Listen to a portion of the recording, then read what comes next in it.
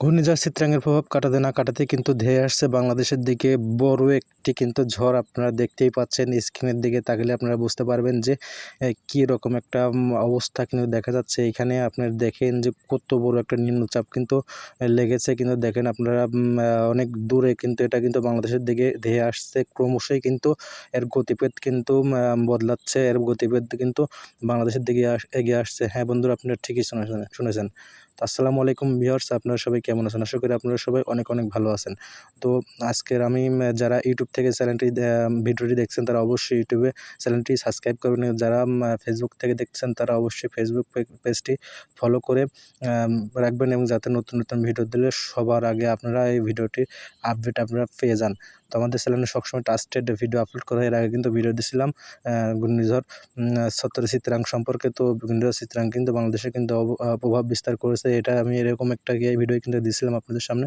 তো আপনারা দেখতে পাচ্ছেন, আমি জুম করে দেখাচ্ছি, দেখতে পাচ্ছেন এই নিম্নচাপটি কিন্তু আশঙ্কা করতেছে আবহাওয়াবিদরা। এই নিম্নচাপটা কিন্তু যদি ক্রমশ এভাবে এগিয়ে আসে, আবহাওয়া অফিস থেকে জানাচ্ছে যে আজকে হলো ২৭ তারিখ, অক্টোবর মাসের ২৭ তারিখ, সামনে ১ মাস আছে। এই ১ মাস নভেম্বর মাসের পরে ডিসেম্বরের দিকেই কিন্তু বাংলাদেশের দিকে কিন্তু আঘাত আনতে পারে কিন্তু এই ঝড়টি। আর বাংলাদেশের দিকে যখন আঘাত আনবে কিন্তু বাংলাদেশের কিন্তু অনেক অঞ্চল কিন্তু প্লাবিত হবে, এবং বাংলাদেশের কিন্তু ব্যাপক কিন্তু ক্ষয়ক্ষতির পরিমাণ কিন্তু বৃদ্ধি পাবে।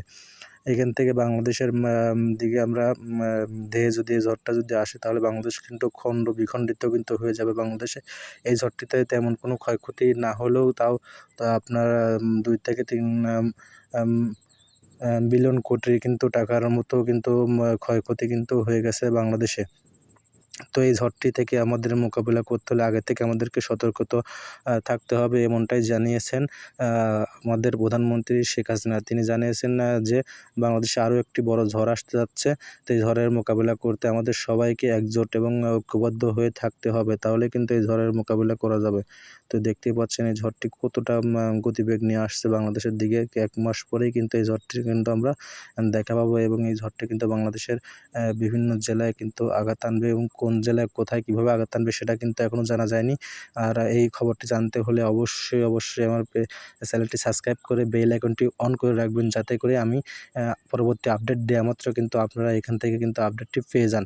তো ভিডিওটা সবাই ফুল দেখবেন, কেউ স্কিপ করবেন না। স্কিপ করলে কিন্তু কিছুই বুঝতে পারবেন না, আর স্কিপ করলে কিন্তু ভিডিও আমরা বানানোর কিন্তু মন মানসিকতা কিন্তু নষ্ট হয়ে যায়। ভিডিওটা ফুল দেখবেন, তাহলে কিন্তু আমারও একটা এখান থেকে ভিডিও বানাতে উৎসাহিত হব, এবং আপনারা কিন্তু ফুল বিষয়ে জানতে পারবেন যে আবহাওয়ার কীরকম অবস্থা সেটা সম্পর্কে কিন্তু জানতে পারবেন। তো আমি নতুন নতুন আরও ভিডিও নিয়ে আপনাদের সামনে হাজির হব। সেই পর্যন্ত সবাই ভালো থাকবেন, সুস্থ থাকবেন। আল্লাহ হাফেজ, গুড বাই।